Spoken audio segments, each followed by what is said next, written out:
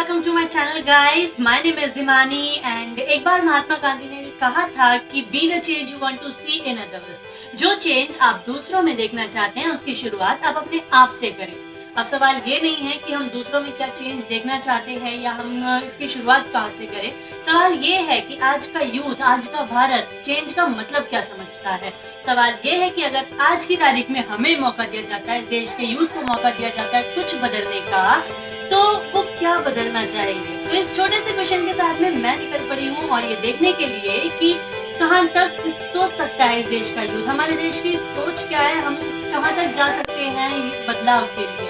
तो चलिए दिखाती हूँ क्या हुआ कि जब मैंने बात की इस देश के यूथ से और क्या है ऐसा जो वो बदलना चाहते हैं, जो बदलाव वो अपने आसपास, अपनी सोसाइटी में, अपने देश में देखना चाहते हैं।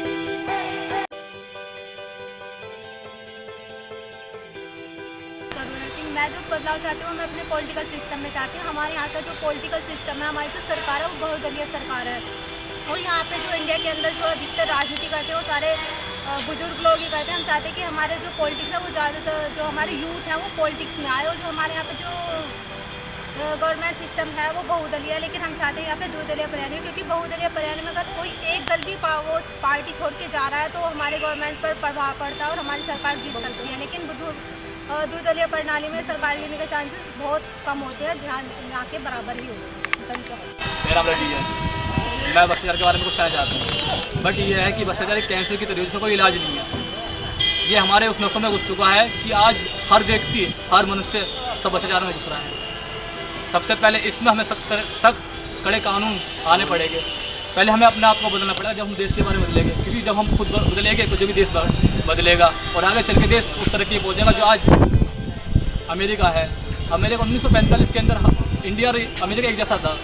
हमारे देश में इतना भ्रष्टाचार होने के बावजूद भी आज हमारा देश 66 रुपये डॉलर के चक्कर में पीछे है और आज हमारा देश बहुत ही गरीब है। लेकिन बट हम ये नहीं कहते कि भ्रष्टाचार खत्म होगा। उसका वजह है कि हमें अपने आप को, अपने देश को धीरे धीरे संसार को सुधारना पड़ेगा। आगे चल के हम कुछ बन सकते हैं। पहली बात, भ्रष्टाचार एक ऐसी चीज़ है जो उन नसों में उन ऐसी नसों में घुस चुका है कि हर मनुष्य अपने अपने सोच समझ के भ्रष्टाचार कर रहा। अपने बच्चों को पढ़ाई करने के लिए, पैसे के लिए, नौकरी के लिए हर जगह भ्रष्टाचार है। इसके बाद पैसा को से नौकरी मिलेगी, लेकिन सबसे पहले वो सोच खत्म करनी पड़ेगी। इसके लिए हमें पहले पढ़ाई का, एजुकेशन का बिल्कुल निःशुल्क, सबसे पहले गांव में पढ़ाई का हिसाब किताब होगी। गांव से जो बंदा पढ़ाई करके आगे पहुंचेगा वो शहर में जाएगा, शहर के फिर आगे कंट्री में बनेगा और इसी देश हमारा आगे बढ़ेगा। मैं ये कहना चाहता हूँ बस।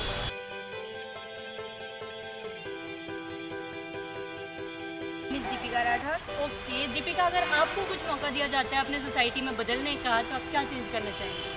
मेरे हिसाब से आज की जो यूथ है उसके अंदर बहुत सारी बुराइयां आ गई हैं, जैसे कि बहुत ज़्यादा ड्रग्स वगैरह भी लेते हैं। और दूसरा, अगर मुझे मैनेजमेंट में चेंज करना हो तो मैनेजमेंट में चेंज करने के लिए मैं कैटेगरी बेस्ड सिस्टम चेंज करना चाहूँगी, क्योंकि आरक्षण जो है हमारे देश की सबसे बड़ी समस्या है, जिसके कारण जो व्यक्ति के अंदर की प्रतिभा है वो बाहर नहीं आ पाती और उसकी वजह से जो जर्नल है, कोई एससी है, कोई ओबीसी है, इस वजह से आज का यूथ ज़्यादा से ज़्यादा पिछड़ता जा रहा है और जिसकी जो योग्यता है उसके अकॉर्डिंग उसे वो सम्मान नहीं मिल पाता, उसे वो पद नहीं मिल पाता जो वो चाहता है, जिसके लिए वो मेहनत करता है। और उसके अलावा मैं दूसरा फोकस करना चाहूँगी कि जो हमारी देश की महिलाएं हैं वो आगे आना चाहती हैं तो उनके लिए ज़्यादा से ज़्यादा सपोर्ट मिले और उनके लिए जो भी वो हमसे बन पड़ेगा वो हम करने के लिए तैयार हैं। और मैं खुद एक गर्ल हूँ और इस फील्ड में हम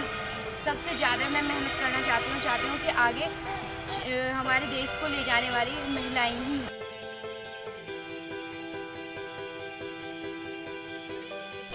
मैं गौरव कुमार सागर एक ग्रामीण क्षेत्र से बिलोंग करता हूँ। मेरा गांव का नाम मऊ खास है। वहाँ पर मतलब पढ़ाई के मामले में इतनी प्रॉब्लम है, बहुत ज़्यादा प्रॉब्लम है। वहाँ लोग पढ़ नहीं पा रहे, पता नहीं क्यों। कारण ये है कि उनके पास पैसा नहीं है या उनकी बेरोजगारी के उनकी जॉब नहीं लग पाती जो पढ़ते हैं, इसलिए और भी अपने बच्चों को लिए मना करते हैं कि मत पढ़ रहे हैं, काम पे लग जा, अभी से छोटे काम पे लगा दिया जाता है। बहुत सारे मैं एसएससी की तैयारी कर रहा हूँ, उससे मैं इनकम टैक्स ऑफिसर बनना चाहता हूँ, क्योंकि जो हमारे देश के बहुत सारे राजनीतिक मैन हैं जो 50-50 करोड़ के घर बना रहे हैं या पार्क बना रहे हैं। अब मतलब वो पैसा अगर पार्क या अपने घर में ना लगाएं तो उससे मतलब स्कूल खुलवाएं या फैक्ट्री खुलवाएं, उससे लोग बेरोजगारी भी कम होगी और पढ़ेंगे भी। जो झुग्गी झोंपड़ी वाले बेचारे वो पढ़ नहीं पाते, इसलिए उनका कारण यही है कि नेता जो है हमारे देश के वही खराब है।